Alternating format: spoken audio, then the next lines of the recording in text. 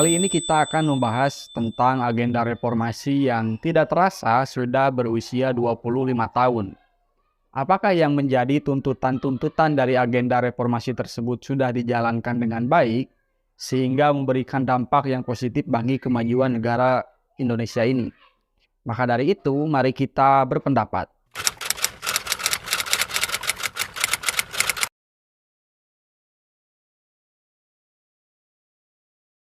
Dua bulan setelah pemilu tahun 97, tepatnya di bulan Juli itu dilaksanakan, terjadi krisis moneter di seluruh kawasan Asia Tenggara. Tentu tingkat krisis dari tiap-tiap negara itu memiliki kadarnya masing-masing.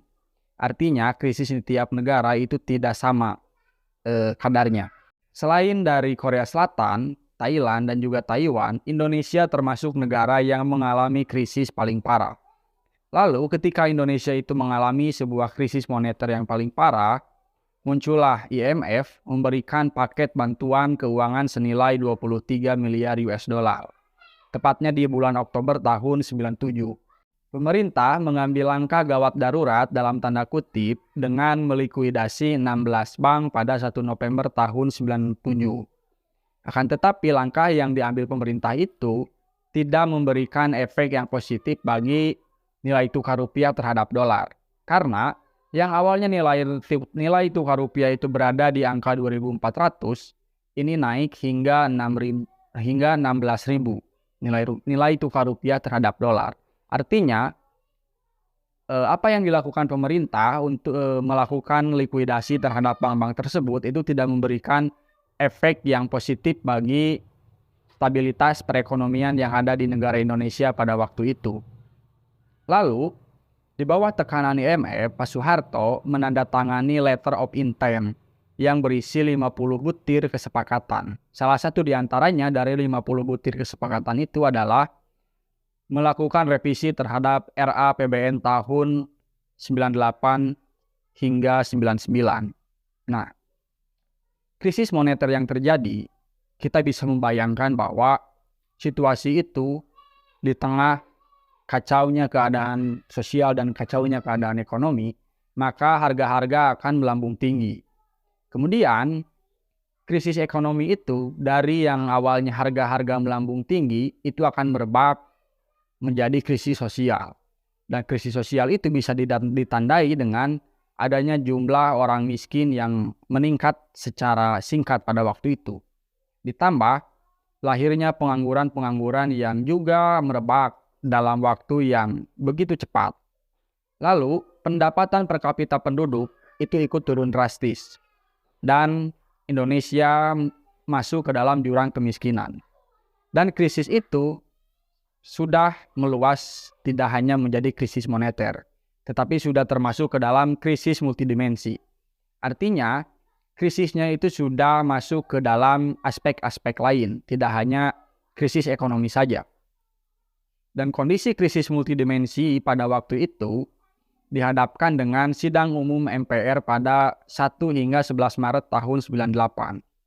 Hasil dari sidang MPR itu memilih kembali Pak Harto sebagai presiden untuk yang kelima kalinya. Tentu sikap yang diambil oleh MPR di tengah krisis untuk mengangkat kembali Pak Harto sebagai presiden itu memberikan rasa kecewa dan memberikan sebuah harapan palsu bagi masyarakat yang menginginkan perubahan pada waktu itu. Karena kita ketahui bahwa Pak Harto itu sudah lama sekali berkuasa memimpin negeri ini. Ditambah dengan kondisi yang krisis, malah MPR memutuskan kembali Pak Harto sebagai Presiden Republik Indonesia. Dan terjadi berbagai penolakan dari kalangan mahasiswa dan kalangan masyarakat di berbagai kota.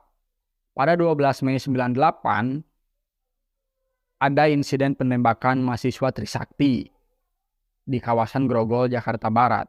Itu menambah rasa simpati masyarakat untuk terus kembali turun ke jalan menyuarakan apa yang dikehendakinya.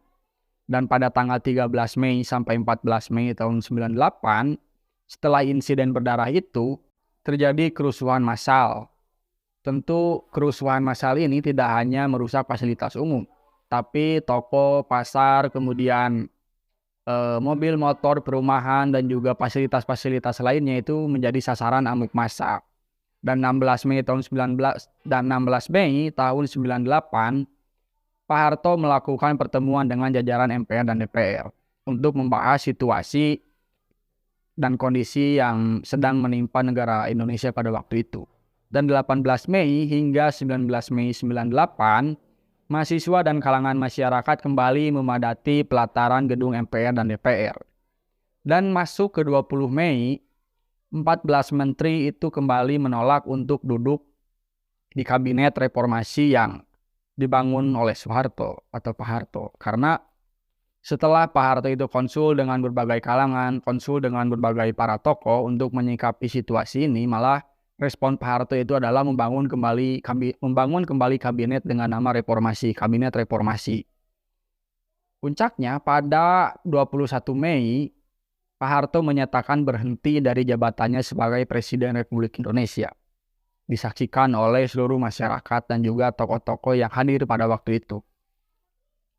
Dan agenda reformasi ini itu memiliki setidaknya 7 tuntutan secara garis besar. Yang pertama, ada amandemen Undang-Undang Dasar. Yang kedua, ada pemberantasan kolusi, korupsi, dan nepotisme. Yang ketiga ada pencabutan dui fungsi ABRI.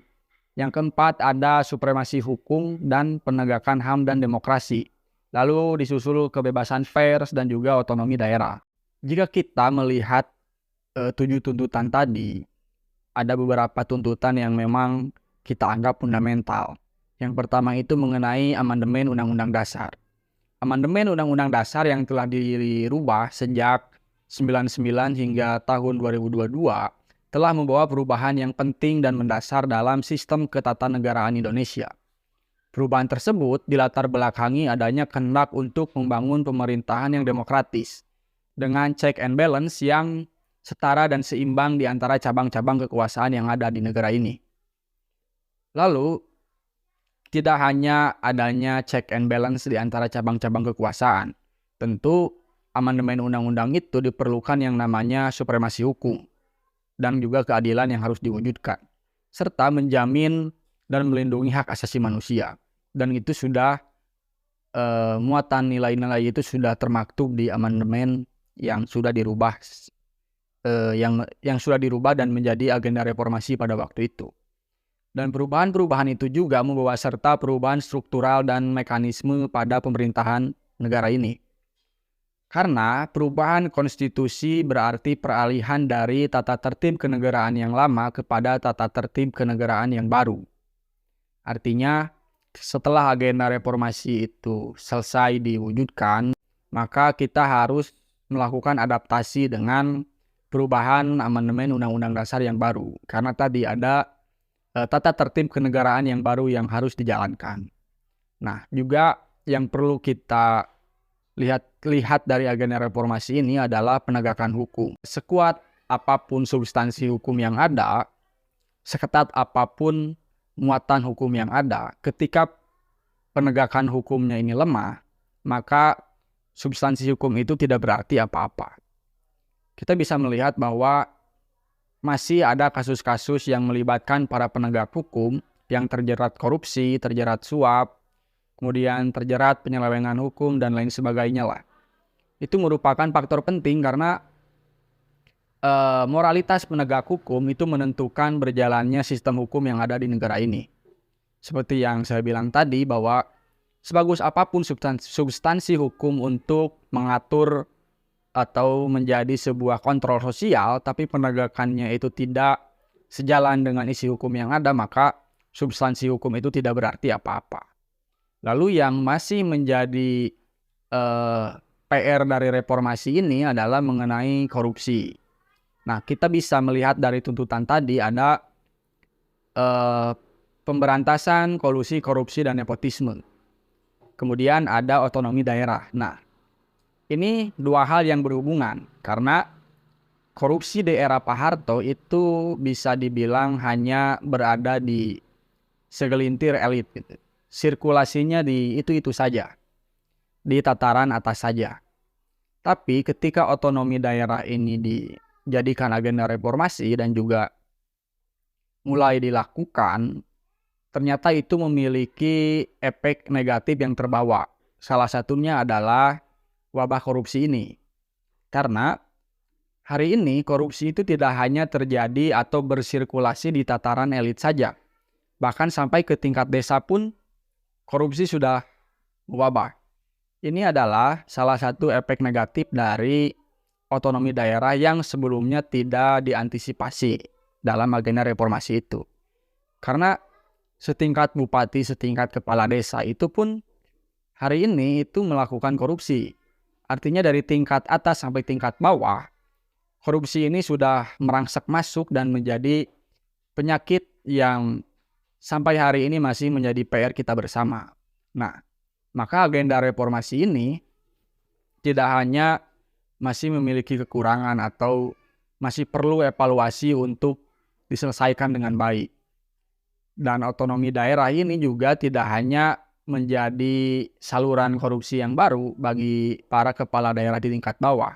Tapi kita bisa lihat bahwa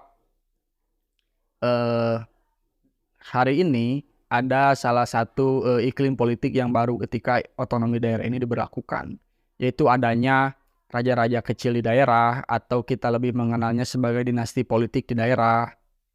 Itu adalah salah satu dari dampak negatif adanya otonomi daerah.